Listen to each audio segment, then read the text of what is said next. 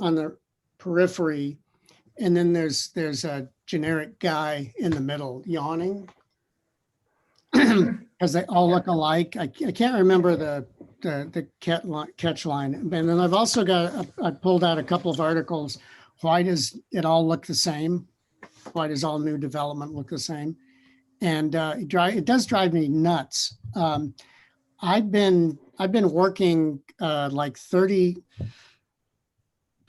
way too close to 30 years in doing things like architectural standards, starting out for in the early days for what essentially were, private developments, whether gated or not, they were private, and they had covenants and deed restrictions. So you could tell somebody to have, their house had to be brown and they could only hang out white things on Thursday, that kind of thing. You could do that, but I hate that.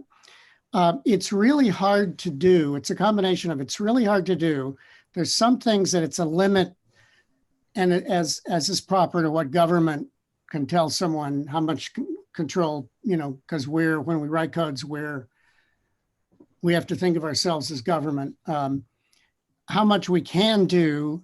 And then there also something that's bothered me in a few codes is I found this, and I'm going to say something bad about staff in other places, but in a few places where it seems like staff thought it was their duty to take a couple of key sentences out of a code about how something could or could not be built because they hadn't seen it before. And then so you ended up allowing things that they had seen before. Sometimes you can put something or a couple of somethings in a code that will prevent an architectural firm from just kind of recycling what they've already done, or a developer from recycling architecture they've already done, because it reduces their cost. And developers are nervous by nature. And then they do risk something, but there's a little bit you can do with the code. And then, so I will be looking to you all to help with that. Kind of, to begin with, identify what we might pull out of from the roots, the grassroots, would help make something more Williston. There's a limit to how much you can do that, but let's do every bit that we can. Another aspect is, I think there's a certain amount, we can write the ordinance, but then on top of the ordinance, there's some things that I think Williston can do, and that's persuasive. And maybe we'll try and get some of our drawings done during the charrette to fit what would be a really great architecture. But after the code, the master plan, the vision's written and the code's in place, I think everyone involved, planning commission, staff, can use a little bit the power of persuasion. Sure, if a developer wants to just, no, I'm just going to do what I can, they have the right to do that. But if they know, I think it can be actually effective if they know that people really want to see something better. You can get something better. I was expecting, actually, when we first started to compete for this job, that I would be hearing a lot of people saying, like, I like or I don't like what's getting built in Winooski. And it's interesting, I haven't heard word one about that. Winooski is a place where there was, what got built there is a little bit influenced some things by a kind of a steering committee after the charrette. They made some tweaks that maybe I liked or didn't like, but the biggest influence was the architects who were building for the developers who were developing in there. And that's something that's, I don't know, I think my answer has descended into kind of my own rant about that issue. It's really hard to do, but you really want to have it done. So I know you won't stop talking about that.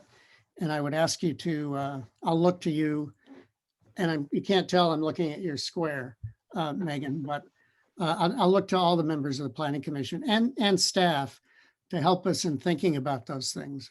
And we'll do every bit that we can. Thank you. Any questions from, for instance, the HAC members or staff? Well, I wanted to mention, Chapin, as you brought up the hack, I asked Emily to ask the hack to let this be mostly the Planning Commission's meeting, that they would kind of come and observe, but we do have some time. And what I know that the hack members bring to this is that they have done design review and comment on a whole lot of the buildings that have been recently built and are currently under construction in Williston's Growth Center. And so HAC members, if there are things you're thinking about in those recent reviews that have really fallen short, or you really want to bring up and highlight in a brief sort of way now, and then, you know, those will be follow-ups with the consultant team and ourselves. But tonight would be a great night to, if anybody's got sort of a greatest hits, or a boy, I go by that building every day and I wish we'd done that differently. Love to hear a few of those tonight.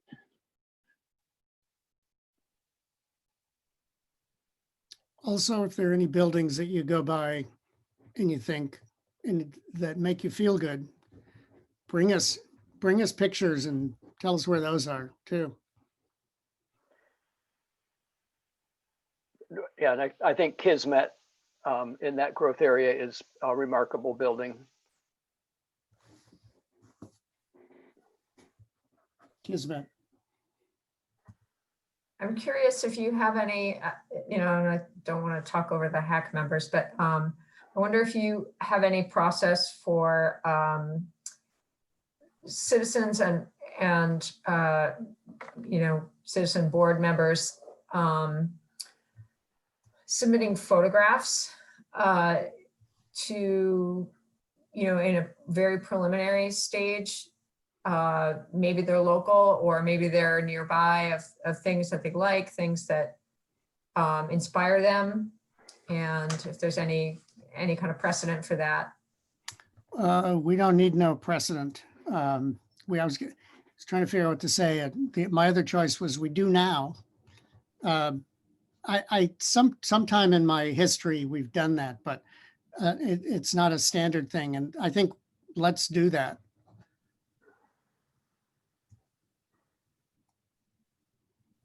I'm wondering who we should designate, send out my email. People could send digitals, or they could all send them to Taylor. I'm open either way, Jeff. Matt, what would you prefer? It works whatever way it works for folks, and anything people want to send me, and you know, Google Earth Street View screenshots, pictures of stuff you just saw somewhere. If you tell me about a place you've been that you remember from back when we could go across state lines, you know, a place you liked, tell me about it, and I'll find the screenshot and confirm with you, and I'll get it to the team. We can make that happen, but I think the bigger library of that kind of stuff we build, the better, especially where so much of this public process is going to happen digitally. And I know those conversations have happened before at the HAC and the Planning Commission, where we've talked about, oh yeah, I went here and this was really cool, and here's why. So let's do that. Matt and Taylor, I'm wondering if it's worth me setting up a quick survey 123 or Google form. I highlighted in my minutes some of those questions that folks asked tonight and some of Jeffrey's things. So a couple basic options: we can have a form where people can upload or take a photo directly into it. And that way everybody's doing a brain dump into one thing, can do multiple responses, like you're walking around and you see something. That way nothing gets lost in somebody's email. I love it, Emily. Let's do that. Cool. All right, I'm on it. That also lets people see each other's submissions, which I think is really great.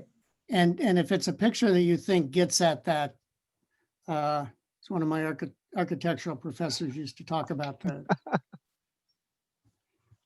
essence, that's a really, it's a Williston, it has something that we want to try and capture. And Identify. Emily, on the front end of that, just make sure people know this is for the growth center.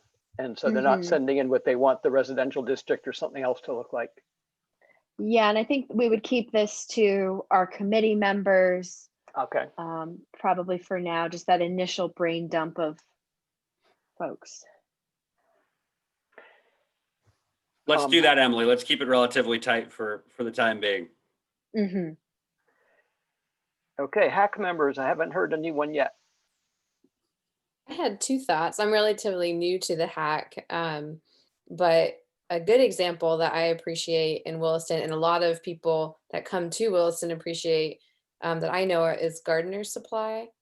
It's just as a building that has a really good presence in that area and is used and is a space that is local and is very welcoming. An example we had at the hack meeting, we had I think it was a preliminary application, is that right? For the new building that will house TD Bank in the future. Emily, is that right? And I thought that was an example, Megan. It kind of reminded me of what you were saying, that the architect or person in charge presenting just the beginning of that was presenting just a replication of the building next door. And it's again, you're like, you don't want to say, no, don't do something that we like or have liked, but it's just the principle of replicating something entirely felt Twins. off. Yeah.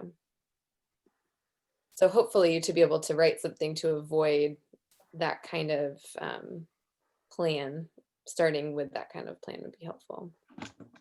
Chelsea, I was also thinking about that example as well, because that was pretty recently for us. Mhm. And one thing I think that we are kind of always aware of in the hack is that sort of this new urbanism, Megan, that you referenced and both Jeffrey did as well, is really an architectural style. We on the hack, deal with a lot of Greek revival in the village. We deal with a lot of Federal and Georgian, and we're really looking at this time in history as an architectural style. And I think it's the damage has been done a little bit with existing box stores, and we have the opportunity with this plan to kind of figure out what our version of this modern urbanist architectural style will look like, and kind of sculpt our own future in that way. That's something that I know I think a lot about when I'm in sort of the downtown Williston district. And I just sort of, to have a little bit in the back of your brain to be thinking about, this is we're living in history and, more than one way, but especially architecturally speaking, we sort of have the opportunity to preemptively make our future a little bit brighter maybe than what maybe has been done in the last 15 years or so. Yes. And that indirectly reminds me of something that I probably should ask about Matt before. I don't think it's a problem, but I wanted to ask you all. I'm teaching a architecture, a design studio at Catholic University here in DC. And I wanted to ask, would you all have any problem with, I'm teaching a graduate design studio in the spring semester, starting at the end of January. And what I'd like to do, because I'm combining urbanism and architecture, do the urbanism first and then do a building in the urbanism that they understand, so they're all linked together.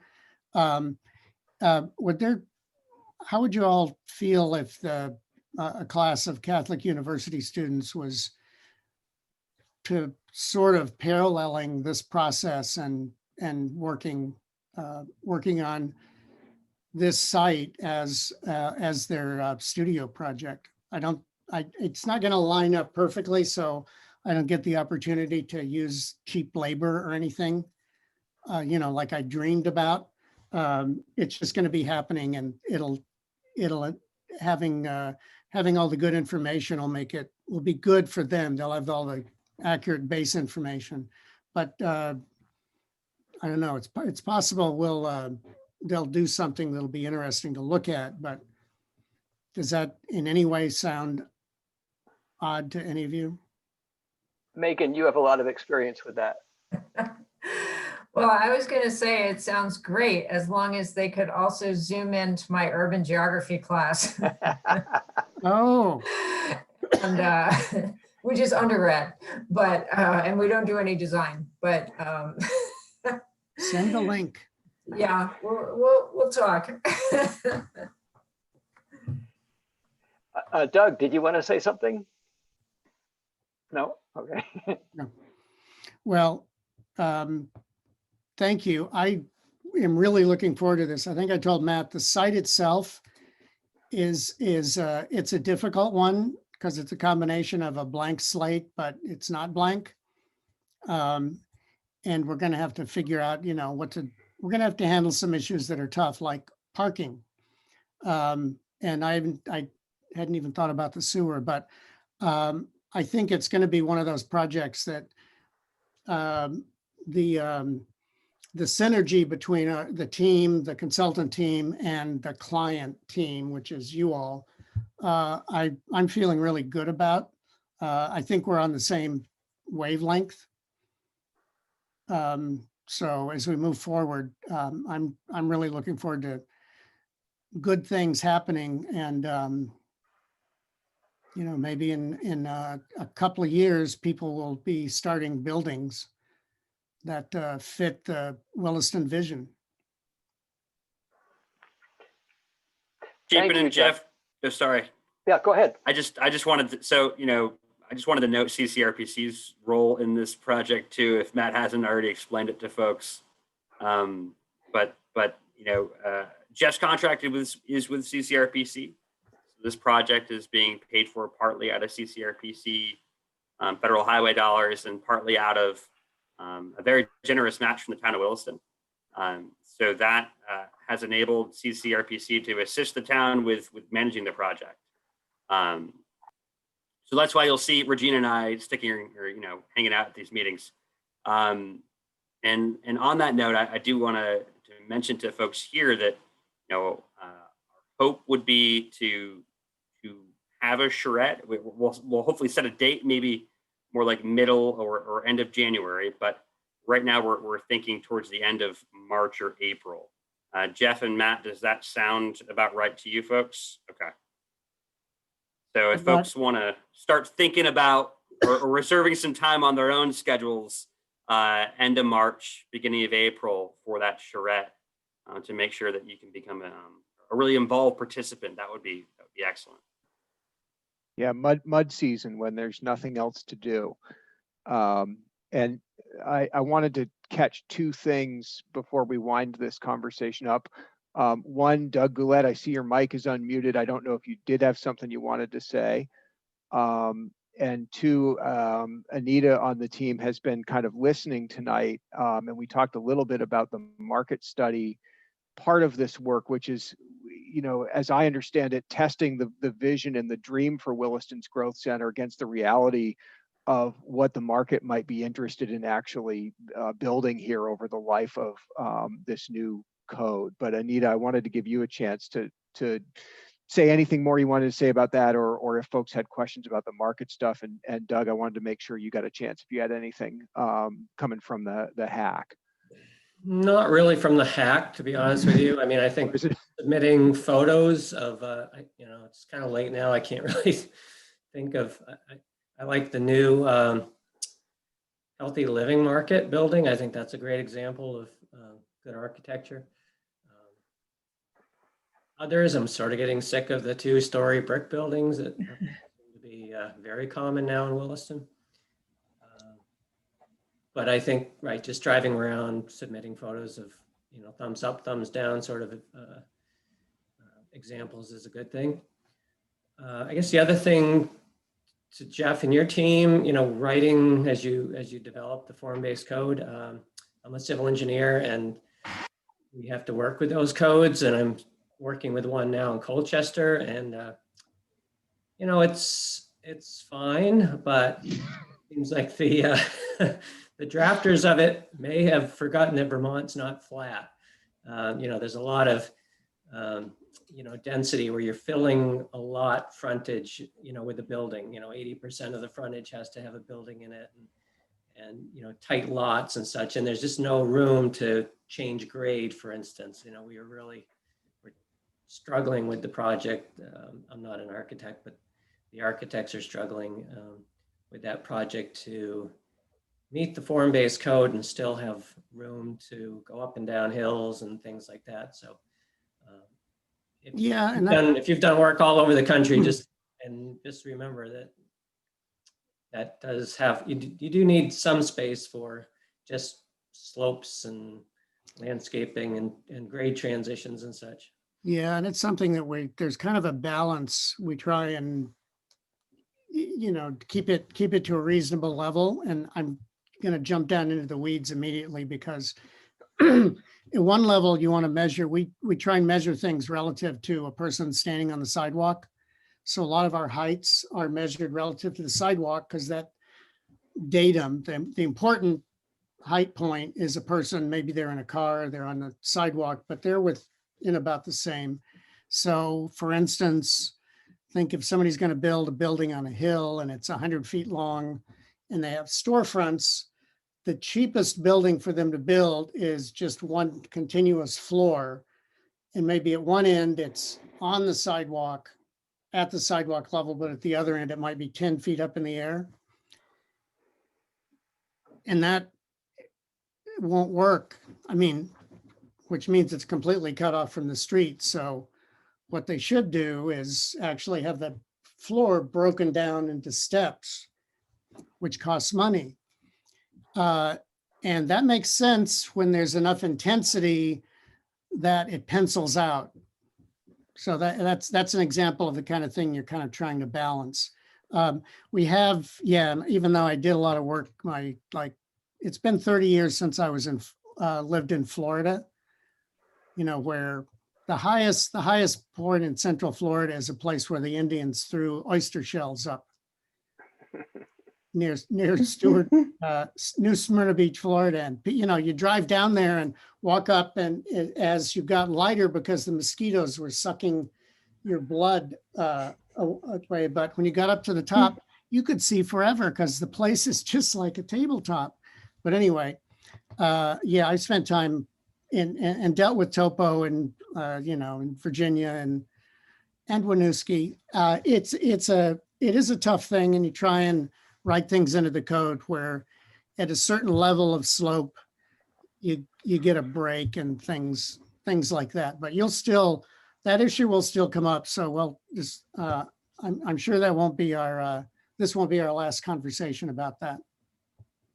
Now I'm going to go stare at the topo on the targeted growth area. Thank you, Doug. Anita? So we'll be looking at what the pace of development has been, what the mix of uses in the area, in the larger area, what gaps there may be that could be filled by new development in this property.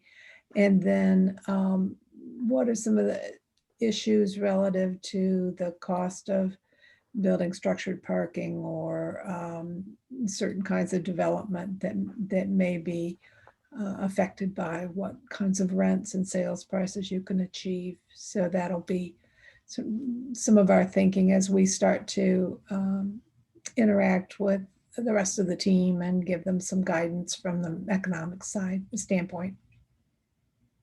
Yeah, Anita will be giving us that, throughout. It's kind of an iterative process. She'll see what we're doing and we'll talk to her about it. And she keeps us, roughly speaking, in the ballpark.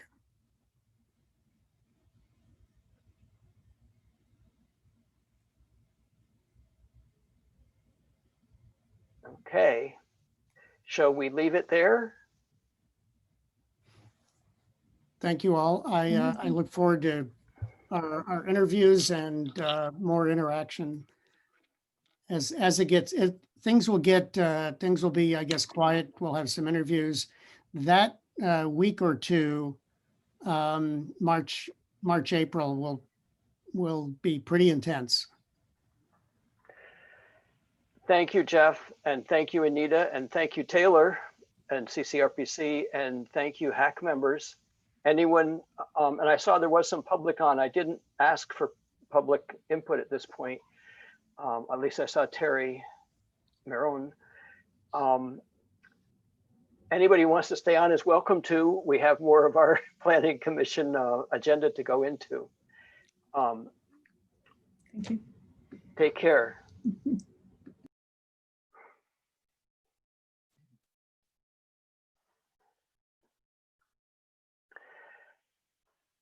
I need to move rooms during the next item, and so I'm going to mute my video, but I will still be listening in until I get established in my next place. Notices from other jurisdictions. Oh, and Megan, we're going to come back to the minutes at the end. Notices from other jurisdictions? We do not have any. Okay. Oh, we may get to that very fast then. Should we go right to the minutes? Because unless people want to do announcements and FYI first. We can do that. So on last Thursday, we found out that we received the municipal planning grant for our village project. Yay! Kind of like the mini version of form-based code for the village. So stay tuned for that process and timeline shortly.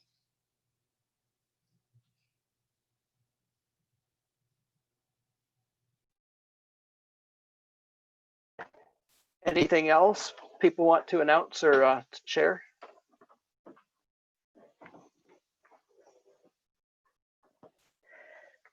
Let's go on to the minutes, and oh, here, I'll do this. Sorry.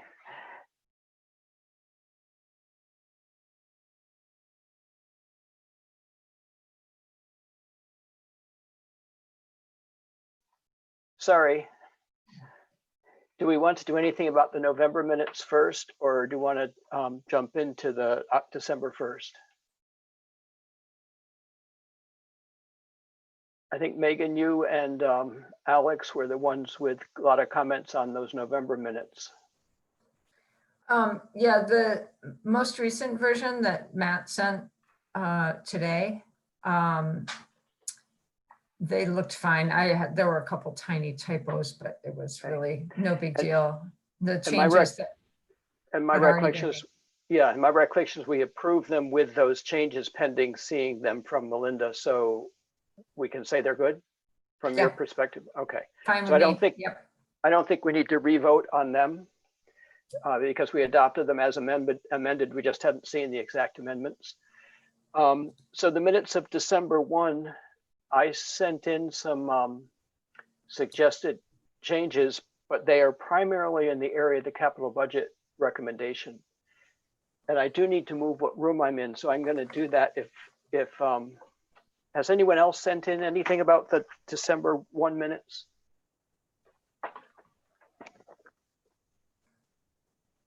I did not see anything except Megan, you commented that they looked okay. Yep. Okay. Okay. I didn't get edits from anybody, but we'll keep that up if folks are finding it useful. We'll circulate the Word document of the draft when we have it, and are happy to take comments and work them into an update if it speeds things along at the meeting.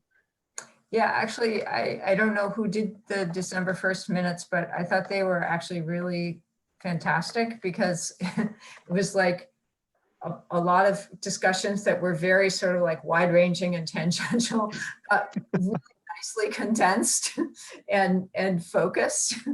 And so in general, I thought they were really, like, for someone reading them, trying to understand what was covered in a meeting, they were much better than a lot of the more typical blow by blow. So hats off to you. Yeah, that would be to Melinda. So I'll take no credit on Okay. that. All right. Well, pass along my kudos then. Yeah. Yeah, I mean, we're always trying to strike a balance between Yeah, we're not it's doing hard. verbatim. It's hard. Yep. And the rule is the more you say what somebody said, the more you're likely to mess it up and the more they're likely to notice. Yeah.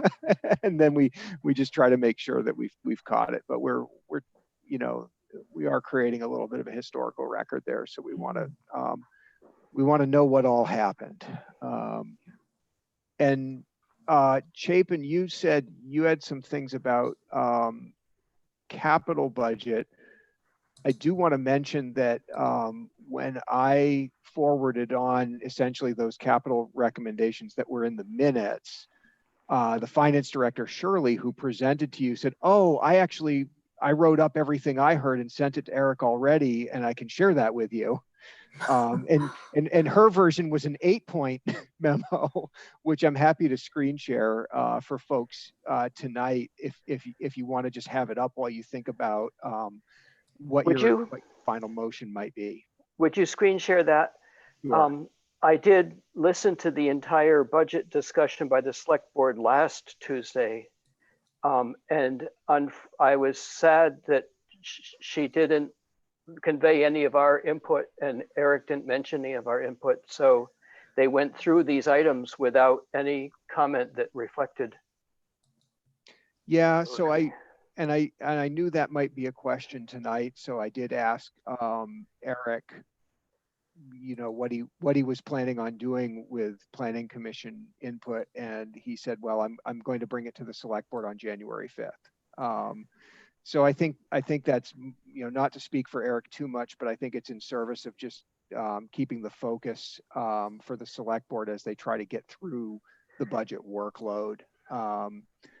But I was thinking I might anticipate some PC feedback, and I was looking at some of the energy plan goals and some of the feedback about, wanting to see a little more analysis,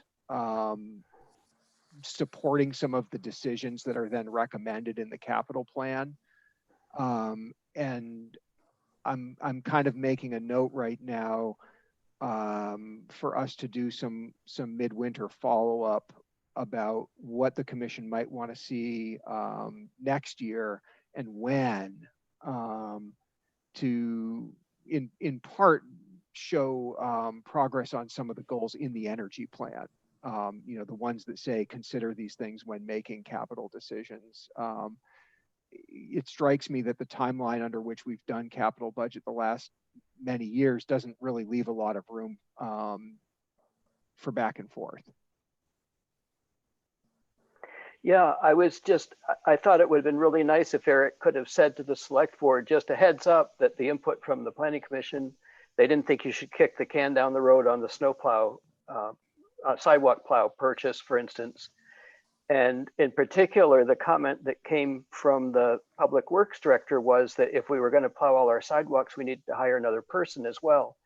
Well, that wasn't the point. The point was if we postpone that capital expense, we don't have the opportunity to have somebody spend a certain number of hours. It wasn't an all or nothing that we're going to do all of them, but that we need to be moving in that direction. And right now we have a equipment limitation. Yeah, Matt, I definitely thank you, Chapin, for participating and reporting back. I really appreciate that. But I was like, when we were talking about the timeline last meeting, I did feel like we had missed the boat because it was already drafted. And just as these things go, it's just hard to change it afterwards. And thinking about our plan and thinking about the energy plan, I understand how a select board, it would be very hard to keep all of that in mind as you're sort of making these concrete decisions year to year. And so I would very much welcome a specific, time sensitive manner for us to have that input on the ground level, maybe even before it hits the select board. I think it is partly with the department heads, and we were talking about why is it all in the parks and rec department, all the cuts, like what, so it felt like we were too late already. And so I really would like to know how we could do it in a way, yeah, that would get us in on the ground level. Sure. Yeah, a little bit of insight into the time frame of all this. Department heads are generally asked to submit capital budget items in the mid-fall, which means we're starting to think about them if they're new ones we haven't thought about before. They're things that we're thinking about pretty much as soon as the current fiscal year kicks off on July 1. And so really, if the Planning Commission wants to follow up on this process by the time, along with everything else we're doing, to have something in place toward the beginning of summer, if it's going to come down to department heads to say, when you're putting your capital plan together, make sure you address how it comports with the comprehensive plan or the energy plan, particularly these goals. That's a conversation I can have with Eric a little bit, but you may want to also convey to the select board at some point. We'd be asking department heads, including myself, to put in a little more work into the narrative and justification for some of those things. But I think I was thinking a lot about it in terms of some of the discussion about solar roof or vehicles. Even if what you get back is, yes, we thought about it. Yes, we asked somebody that question. Here's why we went with the other alternative. I think that goes a long way to communicating that the town is taking those plan goals seriously. So both to the Planning Commission and then back to the select board to say, did, in all of your consideration of what your long-term spending plan is, did you look at this stuff? Yeah, no, absolutely. I also do think that we have a role, not just to say like, hey, you guys need to read the town plan, but being, because I don't want to just, that's annoying. But also to be more specific. I mean, Chapin snowplow example, or, there are very specific things that we can ask for. And yeah, that I'm not saying it has to end that way. Obviously, that's totally unreasonable, but exactly that there is clarity that plan was taken seriously, that it was considered seriously, and that there are reasonable and concrete reasons that whatever the direction that we were looking for was not taken. Yeah. Yep. Go ahead. I'm sorry, I Ron. wanted to. I had read the law, so I went and looked at 4430, and then I looked at chapter 24 and the state law, and it looked like we have a lot more responsibility than we're being granted as far as the capital budget and doing a 5-year plan. Unless I'm misinterpreting, it seems like we were cut out of the process when in fact we should be leading the process in some ways. Did anybody else, am I wrong or in getting that? Am I missing something? Well, the capital plan or the capital budget does span years out into the future, encompassing that 5-year period. So it's not just a plan for next year, but it is reviewed and approved every year. So to that extent, what you're reviewing is not just a plan for capital expenditures next year, but for capital expenditures that are planned for on a horizon going out from there. And I think ours may actually span beyond the 5-year horizon. I don't have it right in front of me. I was going to try to bring it up. Well, and I saw you pulling up the. Yeah, I wanted to get this chapter. Ron was mentioning. Yeah. Let's see if I can get that, but Yeah, I'll add one quick thing while you're looking for that, Matt, which is that, in past years, the Planning Commission's blessing of the capital budget has been kind of a bit of a rubber stamp. Like we've kind of pushed for some things, but partly the energy plan is really different than anything we had in there before. And it's also because it kind of came from us to some degree. You know, I think we're the ones who have to kind of keep everyone's feet to the fire with climate change, perhaps a literal fire.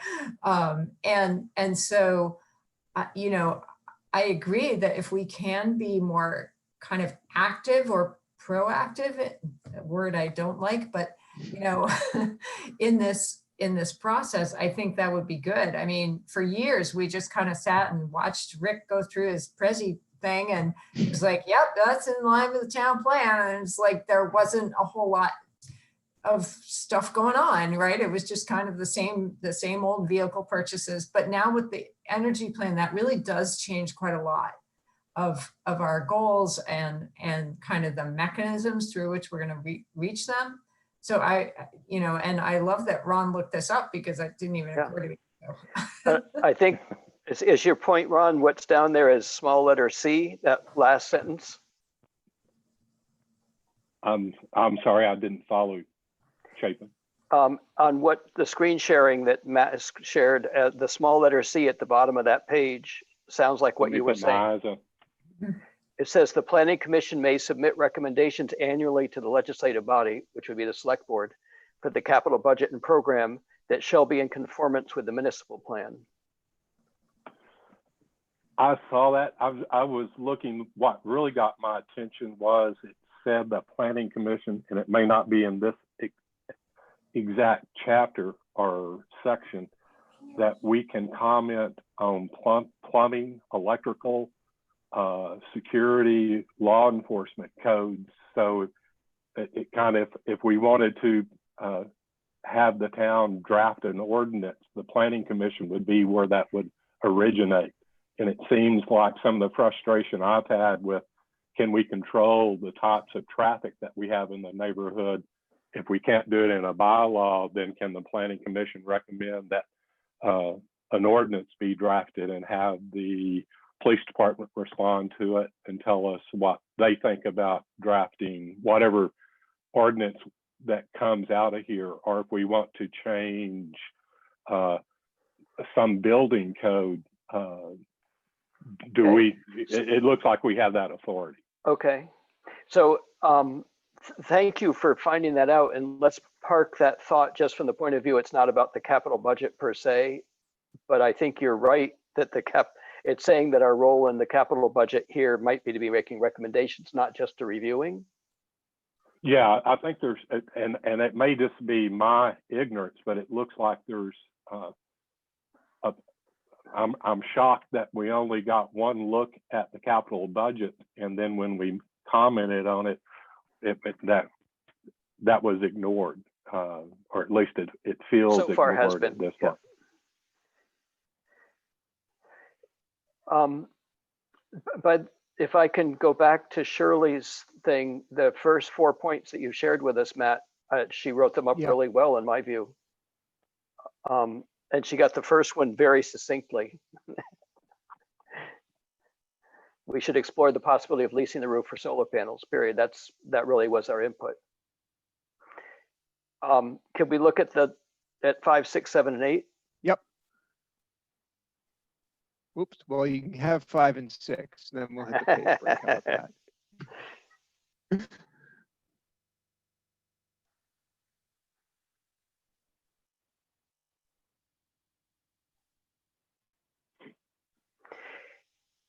Yes, and on number 5, I have an additional point, which is in the draft that I shared for the motion tonight, and I'll bring that up when we get there. Yeah.